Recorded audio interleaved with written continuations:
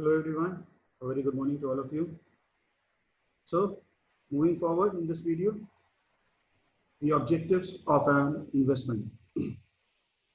जैसा कि हम लोगों ने बात किया कि what are the characteristics, तो ऑब्जेक्टिव भी सेम ही होता है किसी भी इन्वेस्टमेंट का. We tend to minimize the risk, maximize the return. The fund safety is important and liquidity is an important parameter. So,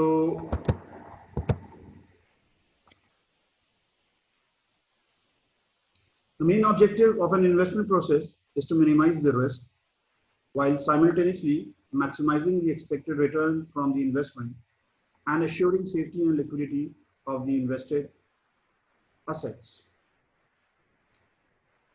जैसा कि लास्ट वीडियो में बात किया था हम लोगों ने, the more the return you expect, the more the risk you need to take. ये दूसरे शब्दों में कहा जाए, higher the risk you take, higher the return you can expect. So जो पूरा इन्वेस्टमेंट प्रोसेस होता है वो इन दो पैरामीटर्स के ऊपर डिपेंडेंट रहता है कि आप किस तरह का रिस्क, किस तरह का रिटर्न एक्सपेक्ट करते हो. That's why you will find many of the mutual fund houses, insurance unit products, जहाँ पे आप देखते हो कि डिफरेंट तरह के फंड्स को टेलर मेड किया जाता है. टेलर मेड का मतलब होता है it depends upon the customers need. जैसा कस्टमर, जैसी इसकी requirement in terms of investment, उसी तरह का आप प्रोडक्ट बना के उसको प्रोवाइड करते हो.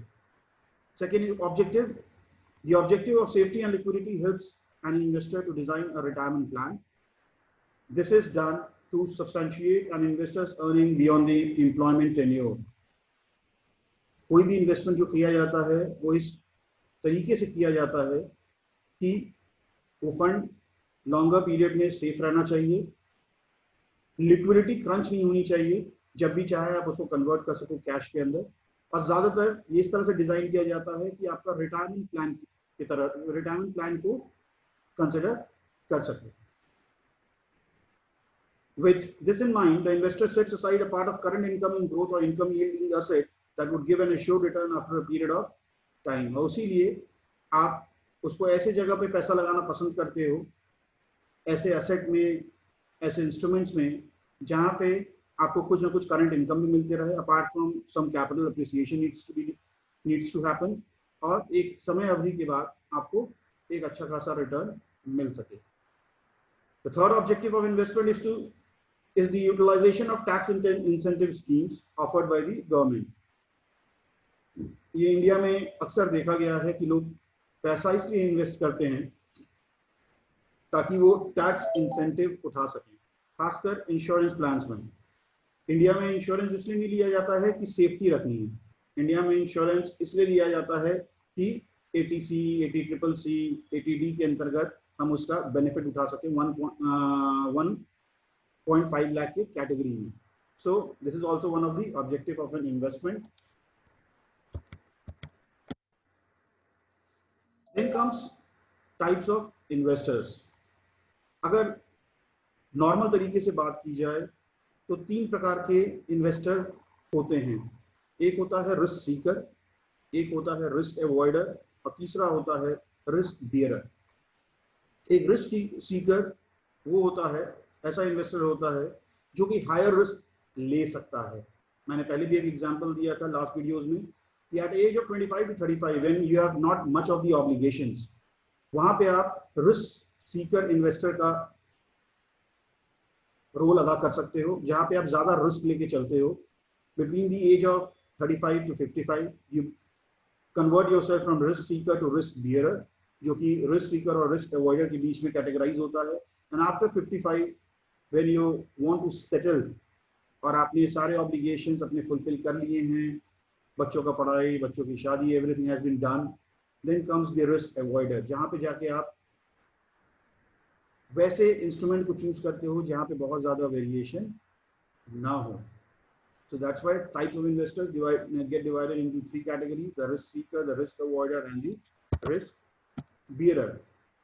एक और क्लासिफिकेशन होता है इन्वेस्टर का on the basis of groups, जहां पे हम बात करते हैं individuals and institutionals. Individual investors in any financial market are large in numbers, but in terms of value of investment, they are comparatively smaller. मैं, आप, आपके फादर मदर, आपके अंकल, आपके भाई, आपकी सिस्टर, जो एक इंडिविजुअल के तौर पे पैसा लगाते हैं मार्केट के अंदर, इन्वेस्ट करते हैं किसी भी इंस्ट्रूमेंट के अंदर, they are basically known as individual investors. Yes, we are in large in numbers. बहुत लोग होते हैं जो लगाते हैं, लेकिन जब उनके अमाउंट को हम सम अप करते हैं ना, वो अमाउंट बहुत छोटा होता है इन्वेस्टमेंट का. वहीं एक सेकंड कैटेगरी आती है institutional investors. Organization with surplus funds beyond immediate business needs or organization whose business objective is investment. वो कंपनीज, वो ऑर्गेनाइजेशंस जिनके पास सरप्लस फंड्स पड़ा होता है कुछ समय के लिए. समय can be 1 month, 2 months, 3 months, 6 months, year, 2 years, 3 years, depending upon their requirement. जैसे हम बात करें, बहुत simple example, Coca Cola and Pepsi बहुत ही अच्छा एग्जांपल है इस कैटेगराइजेशन में.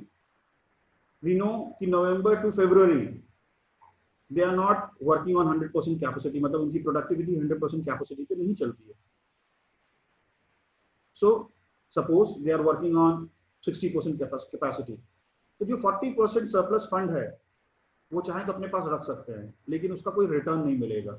सो what they do, they try to invest them into certain small tenure instruments such as treasury bills, 3 months, 2 months, 1 month, और उससे जो भी थोड़ा बहुत एक्स्ट्रा रिटर्न मिलता है वो उनके लिए एक्स्ट्रा बेनिफिट के तौर पे काम करते हैं. So they are basically institutional investors. While these institutional investors are fewer in numbers compared to individual investors, their resources are much larger. ये नंबर्स में तो बहुत कम होते हैं, लेकिन इनका जो रिसोर्सेज है या इनका कहें इन्वेस्टमेंट है वो बहुत हेवी होता है. सो हम लोग इसलिए बात करते हैं, दो तरह का कैटेगराइजेशन है इन्वेस्टर्स का. One is risk bearer, risk avoider and risk taker या रिस्क सीकर. दूसरा कैटेगराइजेशन ग्रुप के ऊपर होता है जिसको हम कहते हैं individual investors and institutional investors. So thank you for this video. Bye.